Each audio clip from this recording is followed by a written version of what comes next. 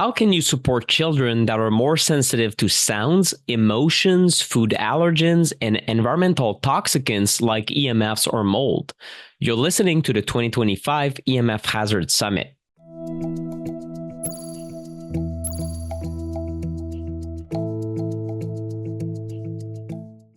My name is Nick, the EMF Guy Pinot, and this is the EMF Hazard Summit, Protect Your Children.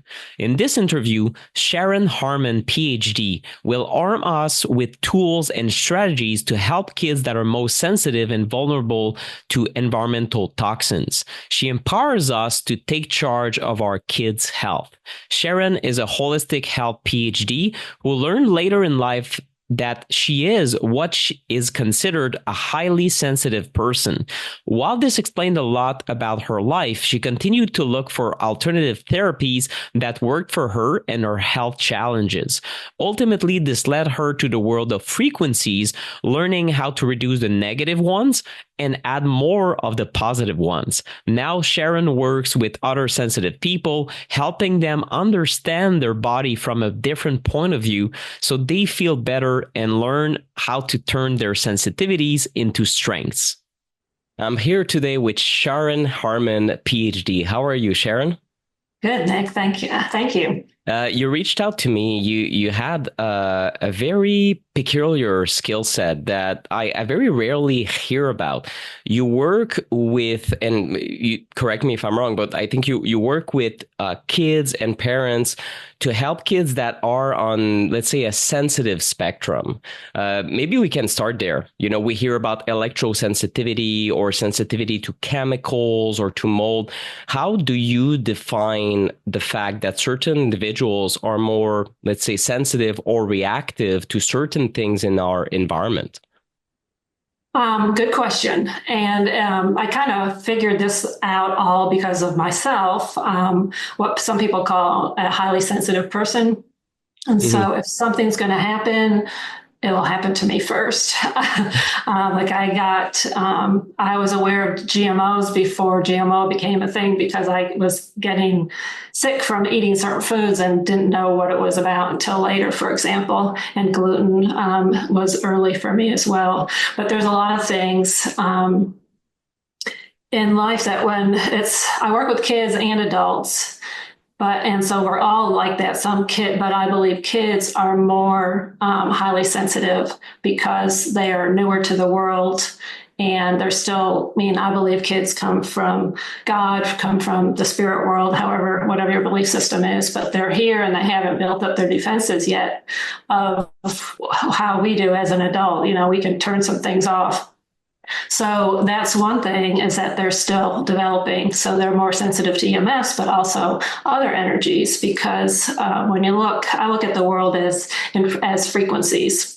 Because frequencies, whether it's homeopathics or flower essences or just frequencies in general, that tends to work better for the more sensitive type of person.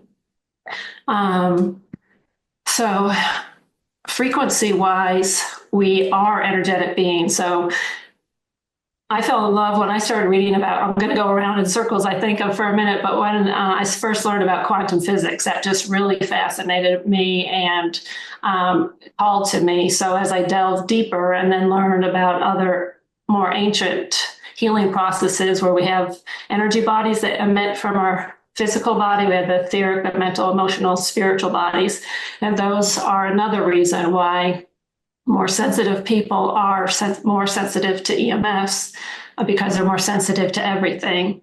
So as a child, for example, who hasn't built up the defenses, they are more sensitive to negative words, to other people's anger. Like when my son was younger, it took me a while to figure out, but he'd get all anxious. And then I realized he was pulling it from me. It was because I was anxious and he was anxious. So that's one example. But as energy beings, that with frequencies emanating from us, when we walk by other people, we pick up their frequencies. And when you go into a big room with a lot of people, some people might be angry, some people might have negative thoughts in their mind, and you can pick up those frequencies. So if you can get bogged down, just like you can get bogged down with toxins on the physical level, like mold and EMFs and, mold and heavy metals and that kind of thing, you can get bogged down in your energy frequencies, your energy bodies with other things. And if you are toxic in those bodies, then you're going to be more sensitive to EMFs. And because children are more open to those things, they tend, when I work with children, for example, I work on that level first, making sure they have some tools to clear those energies around them so that we can really see are they picking up other people's stuff, or is it really their own physical problems that they're having? Does that make sense? It does. So you're starting from another direction or another framework compared to some other practitioners that would go urine testing, blood testing, and let's look at the physical body. You say you're working on the energy aspect of things first. So what does that entail? For example, if you see a kid that maybe has a hard time in school, is always very agitated. I know these days it's really an epidemic level of ADD, ADHD level. And I know some parents listening to this are kind of fearful of going down the medical route because they're put on pills that I've seen even, my adult friends being put on pills and they just became bland, almost no emotion. So I'm not completely against these things, maybe for emergency situations, short-term use, but at the same time, I know a lot of parents are kind of lost about what they can do about kids that are very problematic. So are you seeing these cases of kids that just won't calm down, won't sleep, won't listen, won't pay attention? Yeah, it's twofold. EMFs are just important as your energy bodies because they go hand in hand. So I look at it, I basically look at everything in this world at this point as either a positive frequency or a negative frequency. And, whether you're talking about food, trauma, emotions, exercise, water, everything can be looked at as, your tap water has more negative frequencies, for example, and water that comes down through the stream from a mountain has the highest frequency, right? And there's a lot of range in between. And so the more we can remove the negative, which would be a lot of the man-made EMFs, and add the positive, like a big one that I know you talk about a lot is being in nature, for example, to counter that. So we do twofold. We give the parents and the kids tools to clear the energy bodies at the same time as they're removing other negative influences in their home. Could be, a new sofa they just brought into the house, for example, that's full of toxins, and then turning off the Wi-Fi router. Ultimately, the most positive would be wiring all your wireless devices so that you have less exposure. So did that answer your question? Sure. And I'm wondering about everyday strategies that we can use to calm ourselves down. Or are there specific things that you do? I know that a lot of practitioners these days talk about the importance of the vagus nerve, calming down the nervous system. It's a big problem for me, as I was saying before the interview. So I usually, I'm someone who is very easily addicted to caffeine, who has a very easy time going, exercising, lifting heavy things. But the opposite, the parasympathetic nervous system is a hard one for me to master. Even at 37 years old, I still have a lot to learn on the topic to manage myself and calm down, like be very good at calming down. So is there anything that you share with parents that are specific techniques that can be used on a daily basis, for example? Yeah, and some of them I'm sure they've heard of, or you might have heard of, like being in nature, for example, just anything in nature. But breathing techniques are really good with kids. The important part for kids, like the most common one that people have heard of is the 4 square breath, where you take 4 breaths in, hold 4 breaths out. And that might be a little difficult for some kids. So instead, it's more about breathing the correct way and making sure you inhale through your nose and exhale for a longer count than you inhale. Because when you exhale for a longer count, you help calm your nervous system down. So that would be one example. But the thing with kids and even adults too, some adults are walking around breathing incorrectly. You're supposed to be breathing with your belly, right? You take a deep breath and your belly goes out so that your lungs can expand. So making sure that children do that. My son, I realized, was not doing that at a young age. So I had to train him to breathe through his belly, and then also mouth breathing.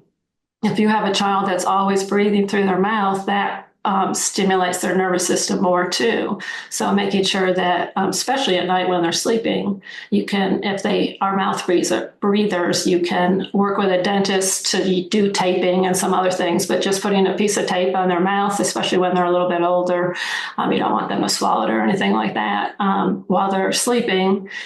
And just observing them during the day and reminding them to close their mouth to kind of train them. So just little extra things like that for kids to give them tools, long-term tools, into adulthood. Let's see. Music is a big thing. Humming can really stimulate your vagus nerve, which is a very important nerve in your nervous system that affects all different parts of your body, your lungs, your digestive system, your heart. So anything you can do for the vagus nerve is really important. And humming, kids love to do that. Dancing, and when you do sound and movement together, then it gets even more, it's even stronger result. So just fooling around in the kitchen while you're cooking as a mom, dancing around, singing with your kids, having fun like that. Those are simple things that you can do every day that the child wouldn't even know you're trying to do something on purpose. Something that I teach, one of the tools that I teach that is a little bit different is something called cutting the cord. So I thought I'd explain that one.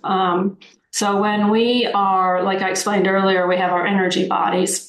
And so we could be walking through the grocery store, you're passing all these people in the lane with your cart, or whether the child is in the classroom with some other high energy children, those energies stay attached to the child, especially some children are innately better at letting go of that. But most of us, because of this world and because of EMFs, I think the man-made EMFs, I think we are less able to do that these days. And so we need to have tools to purposely disconnect us from other people so that we can stay more balanced in our own energy bodies. So cutting the cords, when you are around other people, there's an energy cord. Just, think of it as like an umbilical cord. You're being attached to everybody that you've been around. You might have looked and smiled at someone at the grocery store. You might have talked to the cashier, for example, and all those cords could potentially be attached to you or your child if your child's with you.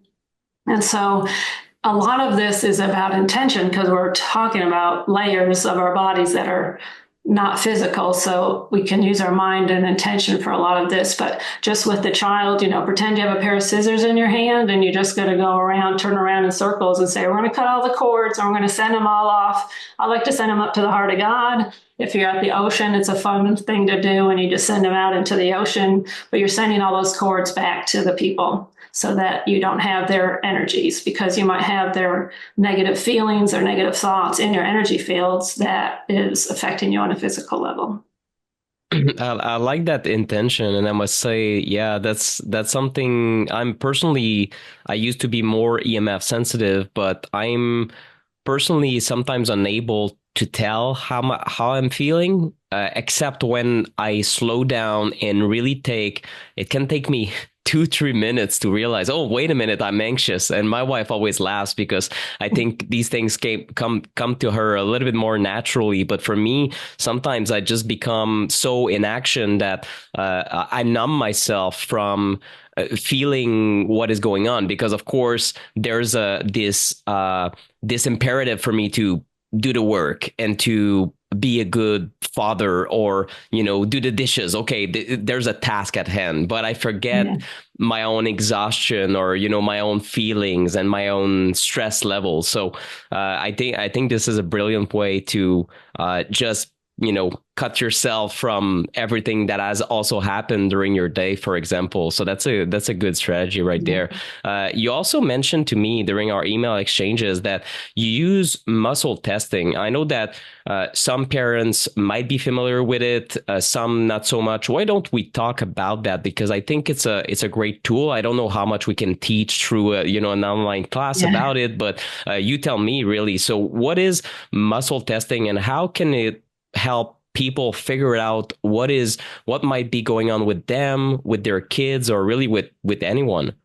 Yeah, that's a good question, because it's real important to me as I work with people that ultimately they are able to tap into their own body and have their own, mama instincts, for example, of their child. That is a real thing. And if you set everything else aside, you can really tap in and see what's going on. So muscle testing, most people might recognize it by, putting out an arm and somebody pushing down on the arm. A lot of chiropractors use it, and called applied kinesiology. Kinesiology is another word for muscle testing. But I have taken a lot of muscle testing classes, and I originally learned it from my mom, who became a kinesiologist at one point. And have used it on myself and with my clients for a long time. But there's other versions, like you can use your fingers. So let me just use the finger, since we can see that on the screen pretty easily. So the thing with muscle testing is you have to ask yes or no questions, because you can only get a yes or a no, right? You can't ask a complicated question. So one way people muscle test is you ask a yes, like my name is Sharon, and it's holding strong. So that would be my yes. My name is Frank, and that would be a no. So that's just one example of, there's different ways you can use your fingers. You can do a lean test while you're standing up. And I do have a muscle testing course on my website, just so you know. Great. But you can ask, like if your child has a stomach ache, for example, you don't know whether that stomach ache is anxiety, if it is something they ate, if it's they haven't pooped that day, it could be all sorts of things. You can use muscle testing, hold your child's hand, and then ask, or they can sit in your lap while you're doing this, and then just ask the questions. Is it because they're constipated? Yes or no. Is it because they have they ate something bad? Yes or no. Is it from anxiety? So you can use it. And that's just one example of many. You can use it to pick which shampoo would be the best shampoo when you're in the store. You can use it for all sorts of things. And even, TV shows. Is this TV show the best TV show my child should watch? Things like just anything that's a yes or no. That's an immediate answer. Some people start asking me, well, can I ask what career I should go into and all those questions? But if you start asking way far in the future, it's not going to work, because so much in the future can change in the meantime. Yeah, and I did play around a little bit with the leaning version. You kind of stand upright and you lean, forward. Forward is yes, give me a yes, and you tend to lean forward, give me a no. And I must say, experimenting with it over the last, I guess the last 2 years, I've gotten a little bit better. And sometimes it's kind of easy to second guess yourself, but in the end, it's kind of a fun game to play about. You can, tell lies, and you're going to see it tends to go to the no. And it's kind of a mind bender for me. But in the end, what really convinced me about muscle testing, I must say, is the fact that certain practitioners, I saw Dr. Stephanie McArthur, who's an environmental medicine doctor in South Carolina.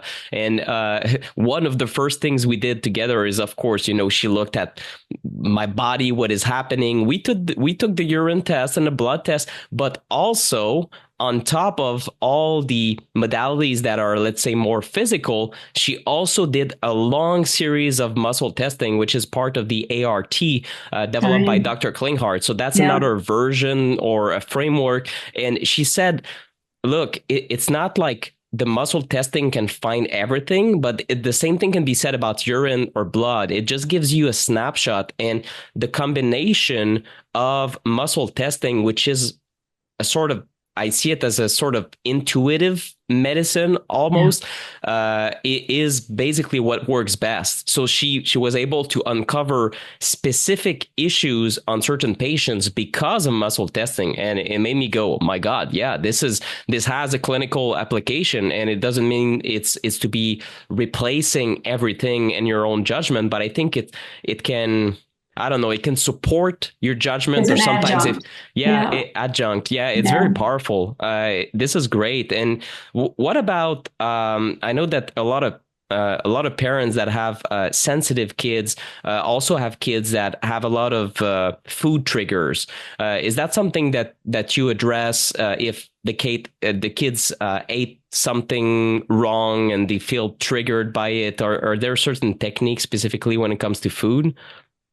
Yeah, that's a big thing with the kids these days because of all.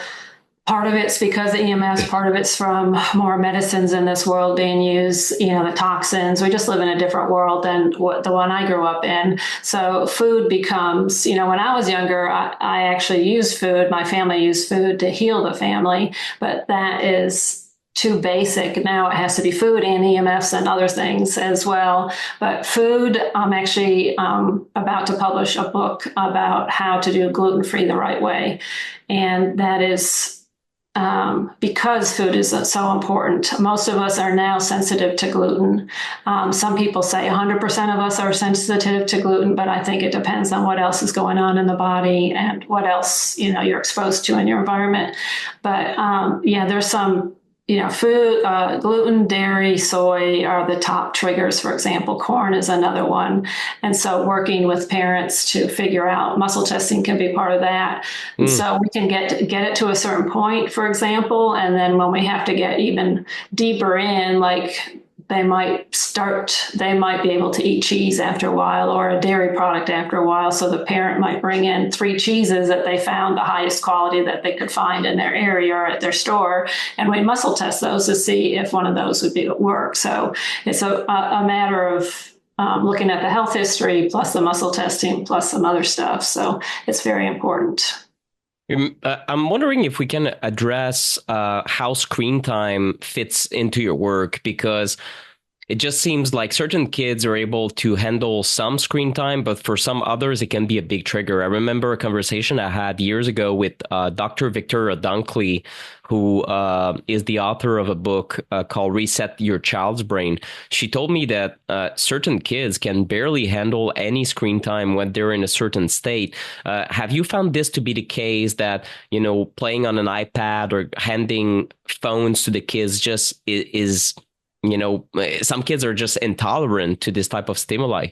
Yeah, I mean it's really bad. It's addictive. It creates dopamine in the brain, so that it's just so many different things, both the social media part and the technology part of holding a device while the wireless technology is connecting. It's just so detrimental, again, to your energy fields, but it affects and then there's multiple things to say on that because the kids are holding it by their gut, and Yeah. that's they're developing their reproductive systems at that point as a child to their gut, everything, and it just damages so much on a physical level.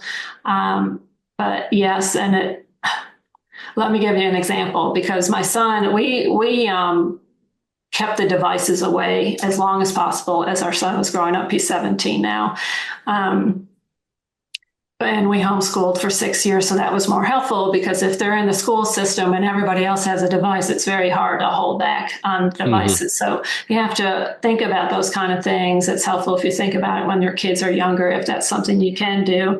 But he wasn't able to have a device until he was in middle school age, and it wasn't a device that connected to cell towers. It only had music on it and games, for example, and it wasn't until high school that he had it. But even when he was younger, that was one of his punishments. If it was something that he needed to be punished, we'd take the device away from him. Usually because he was on it too much was why we needed to punish him.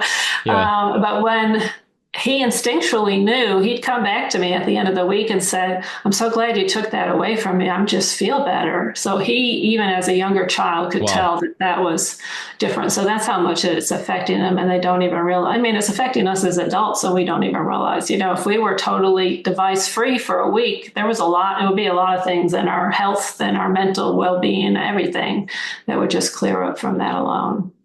100%. I can say I'm guilty of this.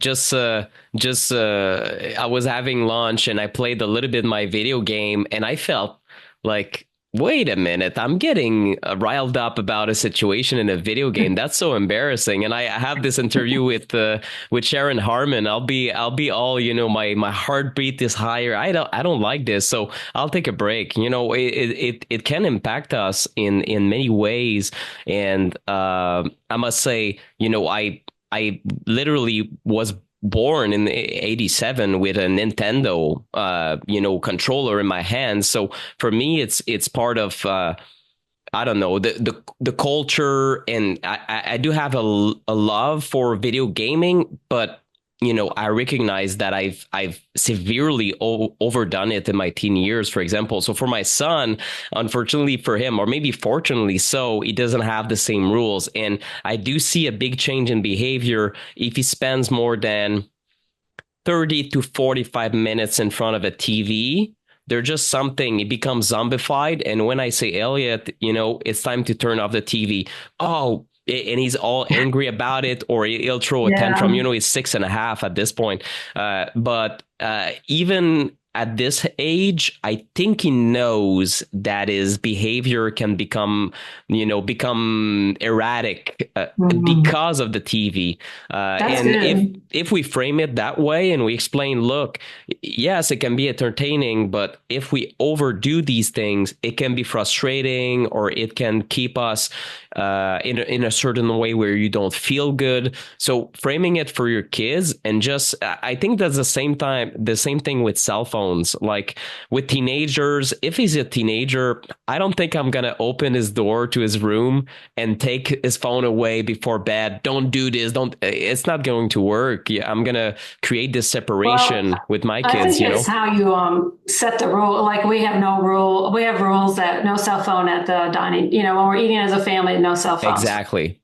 When you Yeah. go to bed, the cell phone has to stay on the island in the kitchen, which is on the opposite end of the house of where the bedrooms are. So we originally had a rule of no devices in the bedroom. So that one kind of got under the radar at this point, but it's still the no cell phone in the room when you're sleeping is a huge rule for me, especially because I know, I have meters. I know how bad it is. And Yeah. then the other thing is the wireless earbuds that the kids are wearing. Those are so bad for the brain and causing all these emotional stuff that we're talking about, right? Because it's, especially if kids have braces and there's metal in their mouth and those things are there, you're just creating an antenna for all that. So setting the rules early on, and then as a parent, it is hard to stick to them because we're on our devices too, and you have to model. It's a whole package together that you just have to think it through, talk about it with your spouse, and really set some ground rules and stick to it. I agree 100%. I'm glad you said that. I think setting boundaries as parents, boundaries for ourselves first. If daddy is playing video games and getting, aggravated at some silly situation and feeling angry about it, the kid will not only see me, but pick up this energy and say, oh, well, it's okay to play video games and get angry. Or, it makes no sense for me to tell him now, don't do what I just did. Right.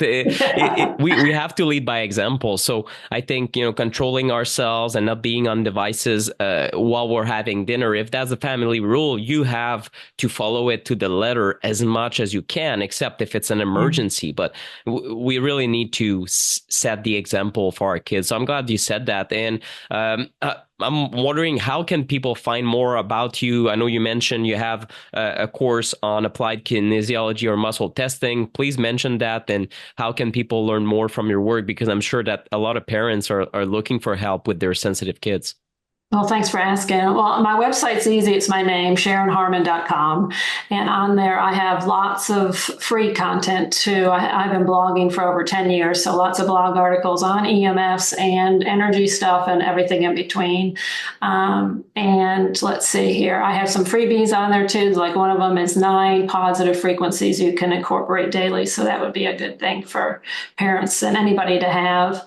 And I have the muscle testing course. I'm about to come out with my gluten-free book. And the most exciting one is I'm coming out with my second course, which is all about energy sensitive kids. So I'm going to be teaching the tools and how to reduce the EMFs and some of the tools to clear your energy fields. And then also talk about other toxins and things in the house you should look at to help calm your energy sensitive kids.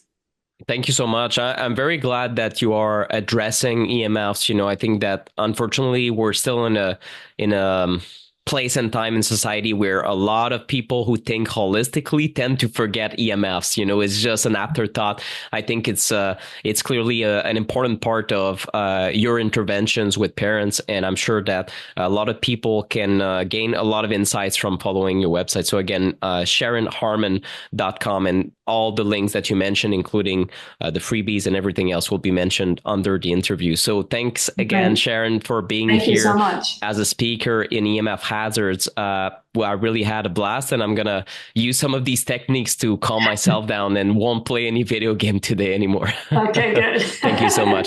Thanks, Nick. I really hope that you liked this presentation. If you want to take action on what you just heard, you'll find links to everything that was mentioned by our guest speaker right underneath this interview. If you love the summit and want to own the recordings in audio, video, and written form for all of these 2025 interviews, make sure to click the buttons on this page to get the 2025 EMF pack. This EMF pack is heavily discounted during the summit launch and for a very limited time. Remember that every purchase supports my work as an independent citizen journalist, as well as the nonprofit partners that are associated with this summit. Thank you for your attention and support, and I'll see you in the next presentation.